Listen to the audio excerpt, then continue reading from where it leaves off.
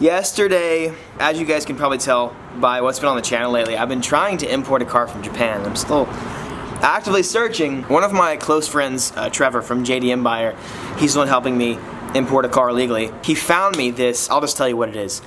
It was a mint 93 blacktop SR20 S14. You just creeping? In the back, Victoria's out here just creeping in the background. JDM right-hand drive blacktop S14, and man, it had mismatching body panels and stuff, and it had an S14 Koki front end. It was a Zinky, but it was so sick. And usually in Japan they go for like 5,000 to 7,000. So it was a really bad miscommunication. But I had told Trevor the other day, I was like, yeah, I'd pay anything up to like 5 to 6 grand. And so the bid ended yesterday, and the car sells for $3,700. And we didn't bid on it because I didn't make clear to Trevor exactly how much I wanted to spend. And it was like 6 a.m. and I couldn't reply to text because I was napping. I was sad. It was a brutal day. The search still goes on, but damn dude, I was so close to having one of the first legal by year, not by exception, whatever, JDM S14 240SXs in the United States. It's gonna be so sick, but they're so hard to find, so I'm still continuously searching for them, or searching for other cars to import, but I'm trying to import a car, because that's been on my bucket list since I was a kid, or at least since I was early high school. Bummer. But hey, at least we got to have swag, bro.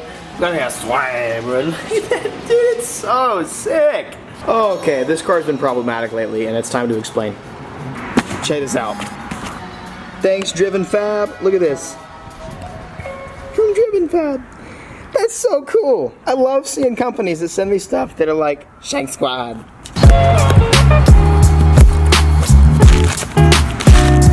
Oh my god. Yo! That's some, oh, this must be this is a filter for a Civic. I think a stock Civic. That looks about right. I have little to no idea what the hell that is. Look at these, dude. These braided lines. Yo, the homies at Driven Fab hooked it up real nice. I spent a lot of time researching what exactly.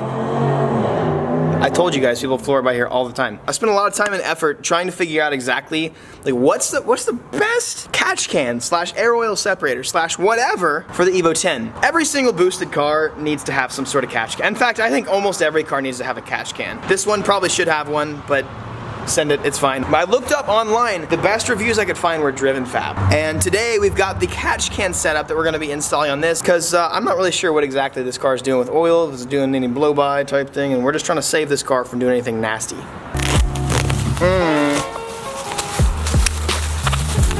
Every person with an Evo that I know of that's like a respected Evo build has a Driven Fab kit. They make a lot of stuff for a lot of cars, and they make a lot of stuff for the Evo, but oh my god, holy crap. This has to be the sexiest. This has to be the sexiest catch can I've ever seen in my life. It's like aluminum. It's powder coated. Those welds, sick fab, dude. I just want to start playing with it. Oh, I know. Let me get my little Honda intake out somehow. I hate these things. These scare the crap out of me. I feel like I'm gonna cut my hand off every time. Dude, that definitely goes on a stock Civic, for sure. How lit is this? I probably shouldn't be putting this together right now, but it's so sick. Yeah, boy. Chris, listen. What's going on with this, man? You had plenty. You bought your house. Hey. Now it's time to get rid of this. All right, let's do it. Everybody say hi, Chris. He's gonna be here today. We're gonna be working on the Evo. First things first, let's get this catch can installed, and then I'll tell you everything that. I'll get to that later. Whoa, Chris got that vlog set up. You got a sicker setup than I do right now. Damn, all right. I'm hyped, dude. I don't know, for some reason to me, it's hard to make the Evo's engine bay look super, super good. If you want to make it look really good, you need to do it like an intake manifold and clean up a lot of stuff back there. But this thing is just ugly as hell, and we're gonna be taking that out today. That's the coolant overflow res, so that's literally just gonna, there we go. Nice. So we're gonna end up taking this little bracket out, and this sick looking thing is gonna go right into the engine bay, and it's just gonna make the engine bay just look so much nicer.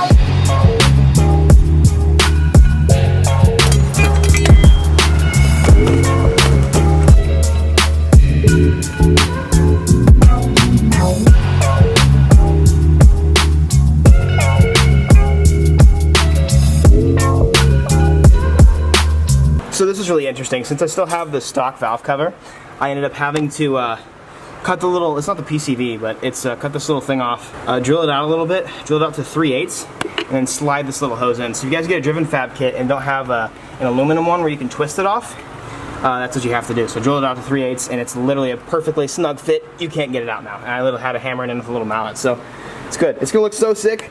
It's gonna look clean. We're making sure that it just looks nice. It's gonna look tight. Man, huge thanks to Driven Fab, seriously. It's awesome to know that people that help sponsor the channel are also just big fans of the channel as well. Super huge thanks to Driven Fab. I want you guys to check them out. Try to make it as clean as possible. We routed it around here. We wanted to make it nice and clean. It goes right into there. It just looks so nice. And it actually comes with this little pump. Did you see this, Chris? Comes with this little pump. I guess that's just like to get out the extra oil, maybe. I don't know. To drain it, I guess. Dude, here, put it on your hand. Let's see if it... Oh, it's like... It's a vacuum. No, it's not vacuuming, it's creating a positive pressure. But that's kind of cool. I'll have to blow that in my dog's face or something like that. Anyways, huge shout out to Driven Fab, but now we're on to the more pressing matters of the video. That's gonna fix the majority of the problems that most turbo cars have. But this car does have an actual problem, like you see in the title. So I was driving this car the other day on the video where I changed the exhaust. And as you saw, or as you heard towards the end of the video, I started having something that seemed like a boost leak. I found something for you guys I think you guys are gonna love. Some of you guys are gonna ream me for this, but I wanna show you anyways. Have you seen it? Have I showed you this to you yet? Yeah. Let's go ahead and get some light in here for the boys. Hey, you see that? That down there? Yeah, that's the turbo. That's where the turbo connects to the manifold, bro. And it fell off. So I talked to my tuner about this. I want to say this because I know a lot of you guys were reaming me whenever I first put it on about putting the studs on backwards. I did do that, and I think now it might have at least prolonged it. But I talked to my tuner and he's like, yeah, unfortunately because of these turbos, they're so heavy, and because the manifolds point down and the turbos bolt from the bottom, it's really common for these to vibrate out. So the studs literally vibrated out. I'm pretty sure I have 1 or 2 studs left over, and I've kind of got a little, I've got something hanging. Yeah, that's the gasket right there. So that's why it was acting really, really weird the other day. So we're gonna try and figure that out and see what the hell's going on. Maybe we'll just zip tie them. Let's zip tie the turbo. Actually, before you guys hose me too much, so this top, ow, I just poked my finger off. That's gonna bleed. Okay, so I did check it out. The one nut that I still have right there was a little loose, and I yeeted the heck out of it. I still have a stud hanging on the bottom left, so like you have 1, 2, 3, 4. I have another stud right here, but the nut fell off of it. It's crazy to me because it shows me how like little it has to do with how I screwed in the studs. Like the nuts themselves came off, and I torqued the hell out of them, and I even told Evo Dynamics to even torque them even harder, and they just came off. So the turbo's kind of floating there, but because of its awkward positioning, I know it's never going to actually come out. I think the biggest issue right now is not that it's not bolted on very well. I think the biggest issue is that there's no gasket. So you're having a major exhaust leak pre-turbo, which can really mess with AFRs. So I'm gonna be able to drive it, but not going to be able to go into boost for a while, at least until I get a new gasket and I get everything rebolted on. So Chris found this little guy hanging out in the engine bay, or actually right in one of the holes. And I found some extra nuts sitting around in the pile of crap that I have from this pile of crap. And it looks like we're going to be able to at least maybe thread one of these back in to reinforce it a little more. A few moments later. You get him? Did you get him? Yeah. I missed it. Damn it. There's a bee flying around. I have never seen you just so spastically just fighting something out of the air. Oh my god. Be mad. Okay, here we go. There was a bee the other day when I was filming on the JZ, and it was like crawled on my leg, and I about dropped my camera and I just cut the clip out. But he just came again, and Chris defeated him. Anyways, I now have 3 studs with 3 bolts on the turbo, and I removed part of the gasket, or Chris and I removed part of the gasket. Damn, look at that engine bay. This look is so good. It's got about 11 foot-pounds of torque on all that manifold back there. We're good. I just fully ugga'd everything. We're fine. Let's take it for a spin now and see if everything, at least see if it idles and like drives normally. I know this thing's gonna crank over because it literally drove just fine with one little thing in, so let's see. Oh yeah, crank just like a good girl.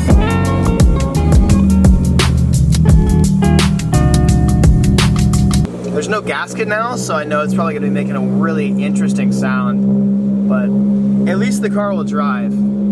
It seems to be doing just fine. There's definitely an exhaust leak. We're in like 4th gear right now, so it's good. We're gonna do a little photo shoot with Chris, which, dude, if you have to title this video exposing Evan Shanks, We'll see. Well, We'll see. he's doing a little subscribe to my channel for. Is this still awesome, really man? car Is tint. this still awesome, man? 82. Well, that's what like the tag will always be that. But the car drives fine, so it'll at least make it to the tuner just fine, so that they can fix stuff and so we can make a little more power. Yo, check it out, boys. You guys remember this right here? That definitely was not me.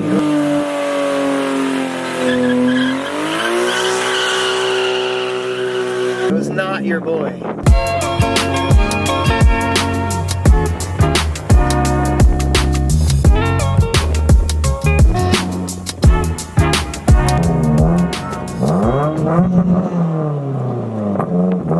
Still can two-step, baby.